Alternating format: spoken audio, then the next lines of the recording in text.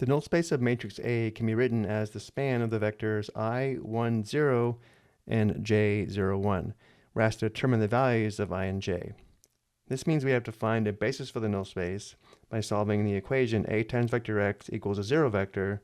The vectors in the spanning set of the solution form a basis for the null space and will span the null space. So let's set up the equation A times vector x equals the zero vector, which gives us matrix A.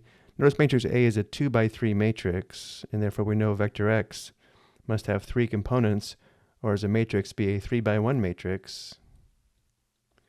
Now when multiplying these two, notice how the result must be a 2 by 1 matrix, and therefore the zero matrix on the right is a 2 by 1 column matrix where both entries are 0. From here we write the augmented matrix where the first row is 3, 15, negative 6, 0. The second row is 4, 20, negative 8, 0. Let's first replace row 1 with 1/3 times row 1, and let's replace row 2 with 1/4 times row 2.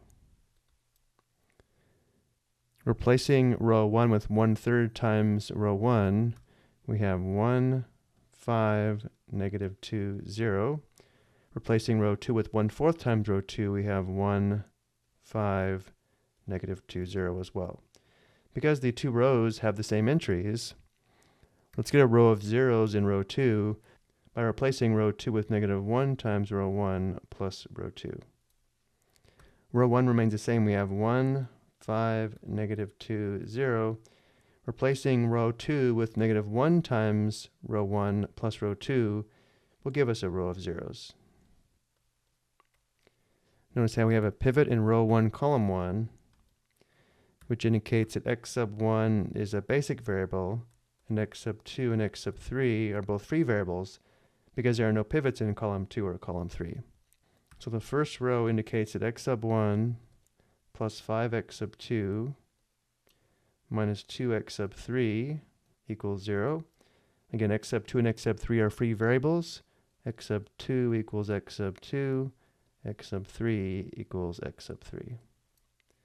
Let's solve the first equation for x sub 1. Let's also parameterize the solution by letting x sub 2 equal s and x sub 3 equal t.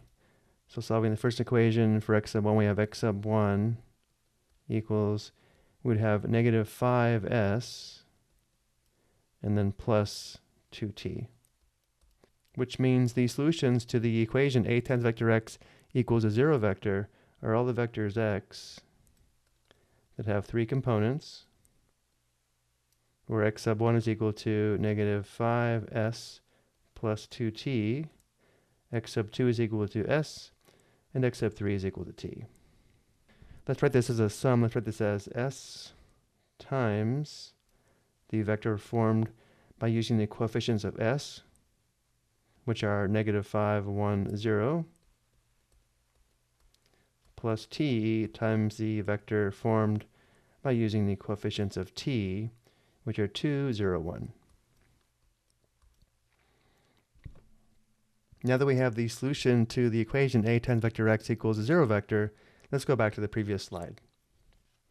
The vectors in the spanning set of the solution form a basis for the null space, which means the vectors negative 5, 1, 0 and 2, 0, 1 form a basis for the null space and span the null space of matrix A. And now looking back at the question, notice how we're told to find the spanning vectors in the form of I10 and J01. We'll notice the vector I10 matches the form of the vector negative 5, 1, 0, and the vector J01 matches the form of the second vector 2, 0, 1. Matching up the components, we now know I must equal negative 5 and J must equal positive 2. I hope you found this helpful.